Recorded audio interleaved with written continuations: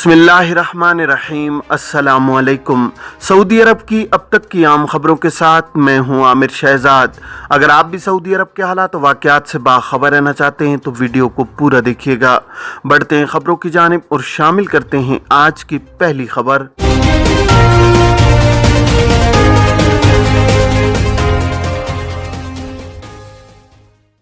क्या commercial driver का इकामा साए खास में तब्दील किया जा सकता है? सऊदी अरब में गैर मुल्की कारकुनों को बुनियादी तौर पर दो जुमरों में तकसीम किया जाता है।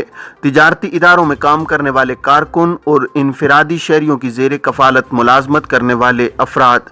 शहरियों की जेर कफालत काम करने वाले कारकुनों को अमाला मंजिलिया कहा जाता है, जिसे उर्दू में घरेलू मुलाजमीन कहते हैं। ऐसे कारकुनों की इकामा फीस कम होती है और उनका बराह रास्त ताल्लुक लेबर ऑफिस से नहीं होता है।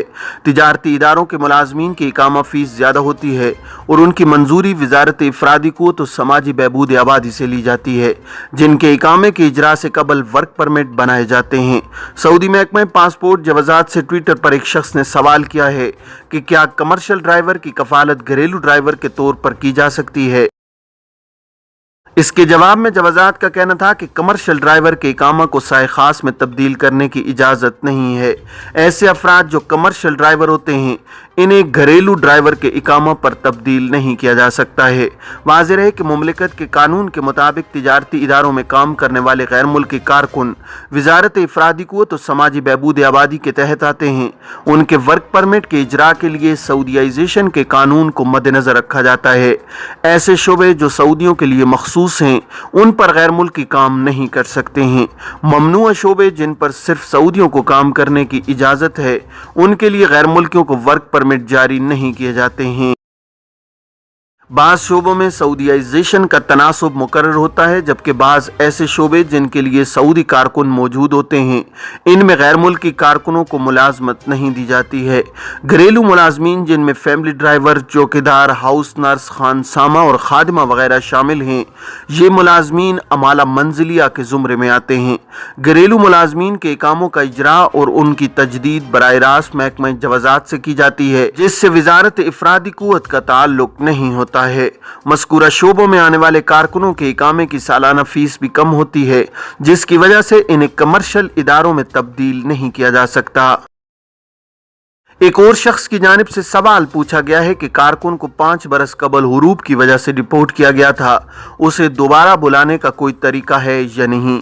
जवाजात के कानून के मुताबिक वो गैर मुल्की कारकुन जिन्हें मुमलिकत से किसी भी वजह से डिपोर्ट किया जाता है, इन्हें सऊदी अरब के लिए ताहयात ब्लैक लिस्ट कर दिया जाता है।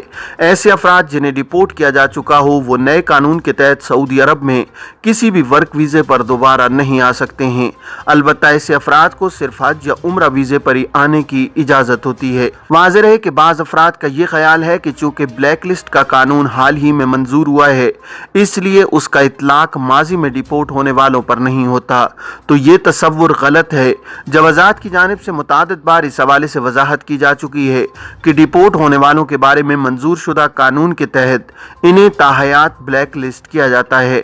माजी में जिन अफराद को डिपोर्ट किया जाता था, उनके लिए ममनुआ मुद्दत का भी तयन कर दिया जाता था। ऐसे अफराद को मखसूस मुद्दत के दौरान मुमलिकत आने की इजाजत नहीं होती थी। महकमा ज़कात, टैक्स एंड कस्टम अथॉरिटी ने सऊदी अरब आने वाले मुसाफिरों को मुत्तला किया है कि वो खलीजी ममालिक के मुश्तरक का कवानीन के मुताबिक अपनी कीमती अशिया के बारे में महकमा कस्टम को मुत्तला करें। महकमा कस्टम के हवाले से मजीद कहा गया है कि खलीजी ममालिक के मुश्तरक का कस्टम कवानीन के मुताबिक मुमलिकत आने वाले मुसाफिरों पर लाजिम है कि वो अपने साथ लाई जाने वाली ऐसी अशिया जिनकी मालियत 3000 रियाल से ज़ायद हो, उसके बारे में महकमा कस्टम को मुत्तला करें। ऐसी अशिया जिनकी मालियत 3000 रियाल से ज़ायद होगी, उन पर कानून के मुताबिक कस्टम वसूल किया जाएगा। बयान में मजीद कहा गया है कि मुसाफिरों को चाहिए कि वो कस्टम ऐप या वेबसाइट पर अपने सामान के बारे में दिए गए फॉर्म में इंदराज कराएं। दूसरी जानिब ट्रैवलर्स अथॉरिटी की जानिब से मुमलिकत आने या जाने वाले मुसाफिरों को कवानीन के बारे में आगाह करते हुए कहा है कि मुसाफिरों के लिए लाजमी है कि वो कस्टम में 60,000 रियाल नकद या उसके मुसावी दीगर करेंसी या कीमती धातें जो उनके पास हैं, उनके बारे में भी महकमा कस्टम को आगाह करें। अलावा अज़ीं ऐसे मुसाफिर जो अपने हमरा ऐसी अशिया लाते हैं जो कस्टम कवानीन में शामिल हैं, इन्हें भी चाहिए چاہیے کہ وہ ان اشیاء کے بارے میں حکام کو مطلع کریں۔ اتھارٹی کا مزید کہنا تھا کہ وہ مسافر جو اپنے سامان کے بارے میں کسٹم کو آگاہ نہیں کرتے، اس صورت میں برآمد ہونے والے سامان کی مجموعی قیمت پر 25% جرمانہ عائد کیا جائے گا۔ دوسری بار بھی ایسا ہی عمل دہرائے جانے پر جرمانہ 50% کر دیا جائے گا۔ اگر مسافر کے بارے میں یہ شک ہو کہ وہ منی لانڈرنگ میں ملوث ہے، اس صورت میں اس کا تمام سامان ضبط کر کے کیس پروسیکیوشن کے ادارے کو ارسال کر دیا جائے گا۔ محکمہ کسٹم نے قوانین کے بارے میں مکمل آگاہی کے لیے اپنی ویب سائٹ پر تفصیلات درج کی ہیں جن سے استفادہ کیا جا سکتا ہے۔ سعودی کسٹم قوانین کے مطابق بیرون ملک سے آنے والے مسافر زیادہ سے زیادہ 200 سگریٹ لا سکتے ہیں۔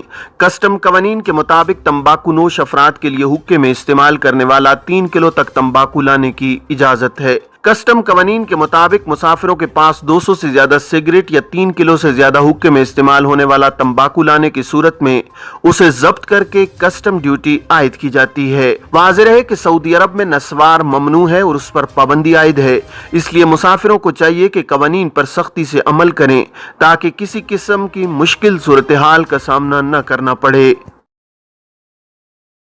مسجد نبوی ریاض الجنہ کی زیارت 27 رمضان سے 2 شوال تک معطل۔ سعودی عرب میں مسجد نبوی کی انتظامیہ نے کہا ہے کہ رمضان کے باقی ماندہ ایام اور عید الفطر کے ابتدائی دنوں میں مسجد نبوی ریاض الجنہ کی زیارت عارضی طور پر معطل کی گئی ہے۔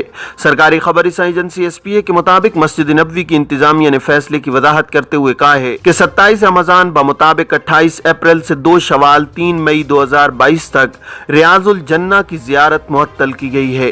یہ فیصلہ زائرین اور نمازیوں کی سلامتی کے پیش نظر کیا گیا ہے۔ بیان میں کہا گیا ہے کہ مسجد نبوی کی انتظامیہ چاہتی ہے کہ زائرین سہولت اور آسانی کے ساتھ زیارت کریں اور انہیں مسجد نبوی میں زیارت کا موقع بہتر شکل میں مہیا ہو۔ مسجد نبوی انتظامیہ کا کہنا ہے کہ رمضان کے دوران مسجد نبوی میں حاضری اور ریاض الجنہ کی زیارت سے لاکھوں افراد نے فائدہ اٹھایا ہے۔